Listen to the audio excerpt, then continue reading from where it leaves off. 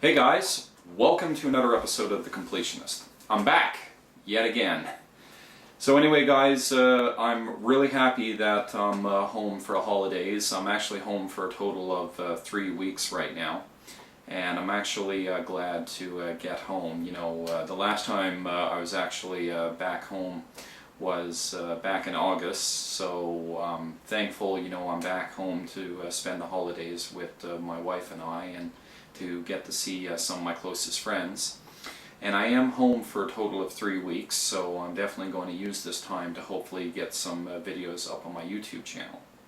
So for this video guys, what I wanted to do is, one of my favorite videos that I actually put on my YouTube channel was a video game memory of how Xenogears became my favorite game of all time. And I thought that, you know, since it's the holidays and all, you know, I decided to focus on what my favorite video game memory is, you know, revolving around the holidays. Because literally by the time you see this video, it's going to be Christmas morning. And it's a memory that is always going to stay with me forever, because it involves a horrible prank that my parents pulled on me when I was 8 years old. And it involved me getting my original NES for the first time. So there's a little bit of a backstory to it. So I have mentioned time and time again that, you know, I grew up in a family of like 6 people, and even though both my parents were working, you know, money was tight, you know, we really couldn't spend a lot of money, you know, on the video games and luxuries and things of that nature. Like I remember one time in 1986, my dad actually bought the entire family an Atari 2600, which was kind of absurd, you know, for 1986. You know, the NES had already been released. And, you know, even to this day, I remember getting the Atari 2600, and he actually bought 3 games for us. And the 3 games were Pac-Man, Space Invaders, and Yar's Revenge. And trust me, as a kid, you know, especially me and my older sister, we used to play that system all the time. And, you know, it's kind of funny because back in the Atari 2600 days, you know, I pretty much knew that, you know, I was probably going to be interested in playing video games, and probably playing video games right up until now. And, you know, I actually have a lot of fond memories of, you know, playing the Atari 2600, you know, when I used to live in a trailer, you know, in my small community there in Newfoundland. And the funny thing is that, you know, you couldn't really rent Atari games back in the day. You know, you used to find, you know, other kids that also had an Atari as well, and, you know, you used to trade games back and forth just to play for a couple of days.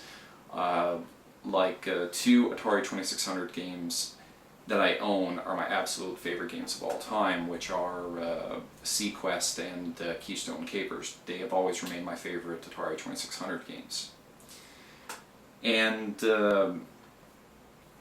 fast forward a couple of years, and then the NES got released. And, you know, I remember, you know, seeing a ton of commercials about it, and just wishing to myself that, you know, I really wish, you know, I could have that system. And, you know, my dad knew a lot of people, you know, in a town over from where I live. And I remember one time, you know, when I was like 7 years old, you know, my dad brought home, you know, a big plastic black box, or black case, and inside of it was a Nintendo Entertainment System. Every couple of months he used to rent the system for us, and I think to rent the system back then was probably like 40 or 50 bucks a weekend. So, you know, he used to like rent the system, and, you know, and we used to play it, you know, all throughout the weekend as much as possible. But you know, since I have 3 other siblings, you know, you kind of had to share the system with everybody, so I couldn't really hoard out for myself. And I just remember, you know, just wanting one really badly. It's just that, you know, only getting the chance to play like an NES, you know, once every 3 or 4 months, you know, it kind of got a little annoying. You know, you're always bugging your dad every weekend. Are you going to rent the system? Are you going to rent the system? You know, I really want to play it. But so it was kind of like a big treat for us, you know, when he would go to the video store and actually rent the system to bring home. And I remember in 1988, I was 8 years old at the time, and you know, I remember seeing the Nintendo system in the Sears catalog, and I just really kept bugging my mom for it all the time. I just said, you know, I really want this. You know, it would be the best Christmas gift ever. And you know, I bugged her all the time, and I even think that, you know, I got on her nerves, you know, from time to time. And even before Christmas hit, you know, in the town next over, it's a town called St. Anthony. They used to have this huge arcade at the mall, at the Viking Mall there back in the day. And I remember, you know, going there, you know, as a kid, and like literally staying there like until like the mall would actually close. Like I remember like my mom and dad literally had to drag me out of the place. You know, my mom would go to the mall at like 5 or 6 o'clock in the evening, and you know, she'd give me like a couple of dollars for like $5 and just say, you know, you can go on to the arcade and stuff like that. And you know, basically what the arcade was in the mall is that it was just a really long, thin corridor, and it was just like arcade games and pinball games, you know, all on one side. And I remember one of the games they had was like the Nintendo 10-in-1. And you know, I used to play that all the time, and you know, like they had games like Super Mario Brothers and The Goonies and Rygar and a few others. And that was the system I used to play the most, especially, you know, when I was 8 years old. And you know, I just kept bugging my mom all the time for like an NES, and she said, like any mom would, you know, if you're a good boy, you know, we'll see what Santa can do for you. So you know, obviously I tried really hard to be a really good boy that year. And I just remember, you know, going to bed and just hoping and just praying to God that, you know, I got an NES for Christmas. I remember, you know, I had a hard time going to sleep. I was just so excited, you know, to wake up the next morning. And then Christmas Day arrived. And, you know, I got up. And usually in my family, I was always like the first one to wake up. Always. And, you know, I remember, you know, I think waking up maybe between 5 and 6 a.m., but, you know, you couldn't wake up your parents that early. So, you know, I got up all my other siblings first. And I think at around, you know, 6:30, 7 o'clock, you know, we started to open up the gifts. And I noticed, you know, how my mom and dad used to set up the gifts under the tree is that they used to categorize all the gifts, you know, set one pile for one child and set a pile for another and set a pile for another. So, you know, before my parents got up, you know, I walked to the tree and I seen my pile. And, you know, I kind of had a rough idea, you know, being 8 years old, you know, what the NES box looked like. And I remember seeing a big box, you know, at the very bottom, but the shape was odd. And I said, you know, is that the NES? Is that the NES? And, you know, I couldn't really open it, you know, until the parents got up. And the box just looked strange. You know, I really thought it was the NES because it was the biggest box that I had. And so obviously I wanted to save that gift for last. Well, it wasn't up to me. When my parents got up, they said, yeah, Derek, you're going to have to open up your gifts, you know, from the top bottom. So like the biggest gift will be the last gift that you open. So, you know, being a kid in 1988, you know, I got a lot of really awesome toys. You know, I remember getting Transformers for Christmas, and, you know, some Legos, and, you know, some toy guns and clothes and stuff like that. And then it got to the time that I was about ready to open up the big box. And I opened up the big box, and I was absolutely heartbroken. It wasn't a Nintendo. To be honest, I forget what it was. I think it was probably a bunch of clothes in a big box. I don't even know. So, you know, obviously, you know, I didn't want to be an ungrateful child, and, you know, I obviously acted, you know, okay, I got some awesome gifts, and so I thought I might have missed the package with the NES in it. So I looked all around the tree to see if there were any big boxes and stuff like that, and I noticed there wasn't one. And when I realized that I wasn't going to get an NES for Christmas, I literally sat on the couch and I cried my eyes out. Like a little whiny little 8-year-old, you know, I started crying and bawling and just saying I guess I wasn't a good boy this year. And my mom, being a cruel, vindictive woman she can be from time to time, she actually took a picture of me, you know, crying my eyes out. You know, I was wearing my little house robe and I was just going like this and just saying, like, you know, I was such a good boy this year, and you know, I really thought I was gonna get an NES for Christmas, and she just said, well, I guess Santa didn't get you one. I guess you did something bad. And I said to myself, well, you know, I can't really think of anything. I don't think I was a bad kid all year. And then, you know, when you couldn't even look no more depressed, and you know, my mom kind of looked at me and she said, you know, Derek, have you looked behind the couch? You know, I think I see one more present there. And I said, what? And she said, yeah, look behind the couch.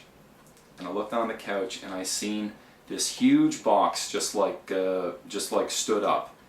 And the moment I seen it, like literally any amount of sadness was completely gone out of me. And I seen the box and I knew exactly what it was. You know, I think it was the NES action set. You know, it came with the 2 controllers, the Zapper and the Super Mario Brothers and Duck Hunt game. And you know, I ripped it open as soon as possible, and I just was absolutely excited. And you know, just being 8 years old, I just took up the box, and you know, I remember 8, you know, it being really heavy, and I just lifted it up right in front of me, and I asked my mom like to take a picture. You know, I can't believe I got it. I can't believe I got it. And you know, even though, you know, the Super Mario Brothers / Duck Hunt was the only NES game I got for Christmas, that was good enough for me. I had my very own NES, and you know, I was literally playing it all day, you know, once my dad got it all set up. And you know, when I think back on it, you know, it was a very, you know, cruel joke that you know, my mom and dad played on me. But you know, in the end, you know, I kind of deserved it. You know, when you kind of bug your mom and dad about it all the time, I guess they're allowed to have a little bit of fun for you. But thankfully, that was the only time that they ever did it, because, you know, I got other systems, you know, for Christmas as I got older. You know, I got a Super Nintendo, you know, for Christmas one year. I got a PlayStation for Christmas one year, and I got a PlayStation 2 for Christmas one year. But, you know, there wasn't as much effort to try to trick me as much as what they did, you know, with the original Nintendo. And you know, when I got that original Nintendo, I never got to actually own any games for it for a really long time. It was actually a couple of years afterwards. One of my dad's friends from work decided to go down to the United States, and for some strange reason, NES games down in the States were significantly cheaper than what they were up in Canada. And I remember the first 3 NES games I actually owned, and they were Super Mario Brothers 3, Back to the Future, and Teenage Mutant Ninja Turtles 2, the arcade game. And those were the first 3 games that I actually owned for the system, but it wasn't until a couple of years later. The only time, you know, I could ever play new games is that I had to go to the same video store where my dad used to rent the system, and you know, pick out games there and rent them for a weekend. And you know, I remember renting NES games, you know, like Predator and Defender and a few others. And you know, I used to trade NES games, you know, with kids all over the community just to play a new Nintendo game to play with. So that is probably going to be one of my most memorable Christmas memories, and the effort that my parents played to try to trick me into thinking I wasn't going to get a Nintendo for Christmas. So anyway, guys, I really hope that, you know, you enjoy that little Christmas memory of mine. And I want to wish each and every one of you, you know, a very happy holiday, regardless if you celebrate Christmas, Hanukkah, Kwanzaa, or if you don't celebrate Christmas at all. You know, I truly hope that, you know, you spend the holidays with the people that mean the most to you, because even though I don't get home very often, I try to make the most out of the time that I do get home. So I do plan on making a couple of more videos, guys, when this video is over. but I'm going to be gone for a couple of days, you know, after Christmas morning. But I am going to get a how to complete video. You know, I try to get at least 2 of these videos done a year, so I'm hoping to get that video done before I have to go back. So anyway, guys, before I go, I do have some unfinished business. And basically, if you recall one of my videos 2 years ago where I talked about where I finished my North American Sega Saturn anime style collection, when I did that video, I really thought, you know, I had owned all the anime style games for that system. But thanks to some really good comments, you know, from some of my friends on that video, they actually let me know that I was actually missing 4 games for that system. So I finally managed to hunt down the final 4 games I needed to own every anime style game for the Sega Saturn. So basically what I want to do is show you what those 4 games were that I needed in order to finish collecting for that system once and for all. So those 4 games are Nights into Dreams,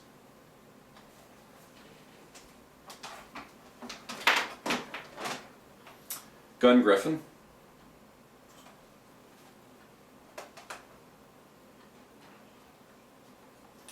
The Legend of Oasis, and the final game, guys, and I think it's kind of fitting since it is the holidays right now, and it is the sampler for Christmas Nights into Dreams. So with these 4 games, I have now officially finished my North American anime style Sega Saturn collection. So I'm currently working on 3 systems right now, guys. I'm 13 games away from finishing my Sega Dreamcast collection. I'm 10 games away from finishing my Sega CD collection, and I'm only 4 games away from finishing my Panasonic 3DO collection for the anime style games that were lucky enough to have a North American release. So anyway, guys, that takes care of another episode of The Completionist. So make the most out of the holidays as much as you can, and take care, and I wish you nothing but the best. Later.